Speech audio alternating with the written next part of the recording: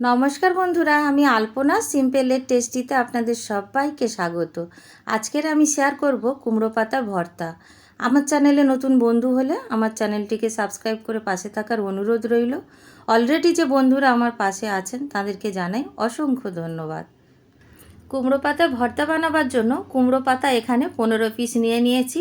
আর কুমড়ো পাতার সহজ দিকটা দেখুন এই রকম থাকে, একটু সাদা সাদা মতো, আর উল্টো দিকটা একদম লাউ পাতার মতো সমান থাকে, একই কালার থাকে। আর উল্টো দিকে এইভাবে আঁশগুলো বের করে নিতে হবে। যত কচি পাতা নেবেন তত ভর্তা খেতে ভালো লাগবে। আমি এখানে পরিষ্কার করে ধুয়ে নিয়েছি আর এইভাবে আঁশগুলো সব ছাড়িয়ে নিয়েছি। এই আঁশগুলো ছাড়ালে তবেই খেতে ভালো হবে। গ্যাস জ্বালিয়ে কড়াই বসিয়ে দিয়েছি আর দিয়ে দেব 1 টেবিল চামচ সর্ষের তেল।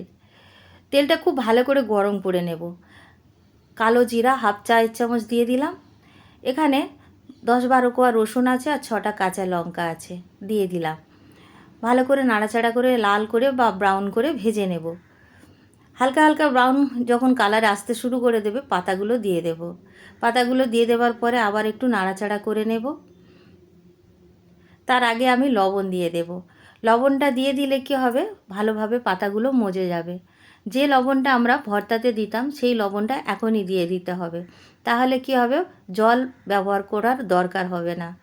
এইভাবে নাড়াচাড়া করে ঢাকা দিয়ে দেব। লো ফ্লেমে 5 মিনিট রেখে দেব আর 5 মিনিট পরে ঢাকা খুলে নাড়াচাড়া করে দেব। দেখুন কতটা কমে গেছে।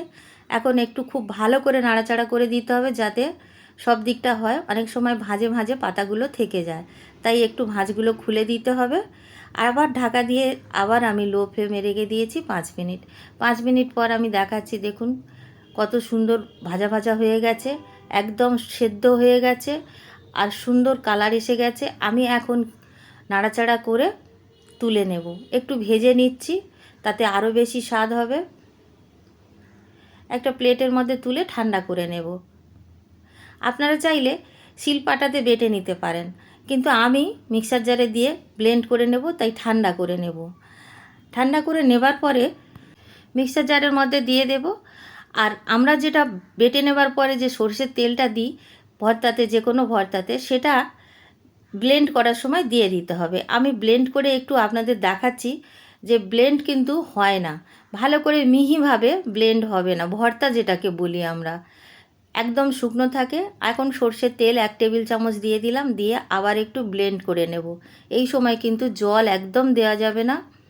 যদি আপনাদের মনে হয় শুকনো শুকনো লাগছে, তেল দিয়ে দেবেন, তাহলে খুব সুন্দর একটা স্মুথ একটা ভর্তা তৈরি হবে। দেখুন কতটা স্মুথ হয়েছে, ভালোভাবে মিহি হয়ে গেছে। আর পাতার যদি ভর্তা করেন স্মুথ না হলে ভালো লাগবে না। আমি এইখানে একটি পাত্রে নামিয়ে নিলাম। ভর্তার মধ্যে আর কিচ্ছু দিতে হবে না, গরম ভাত হলে খাওয়া হয়ে যাবে। এইভাবে ভর্তাগুলো আমি বানিয়ে ফেললাম। বন্ধুরা, আপনারা যেদিন মনে হবে যে একটু হাতে সময় আছে, একদিন বানিয়ে খাবেন, দারুণ লাগে খেতে গরম ভাতের সাথে। বাড়িতে যদি বানান কমেন্ট করে জানাবেন কেমন লাগলো। রেসিপি যদি ভালো লাগে লাইক করবেন, শেয়ার করবেন, আর নতুন বন্ধু হলে সাবস্ক্রাইব করতে ভুলবেন না যেন। আজকের এই পর্যন্ত, দেখা হবে পরের ভিডিও নতুন কোনো রেসিপির সঙ্গে। সুস্থ থাকবেন, ধন্যবাদ, নমস্কার।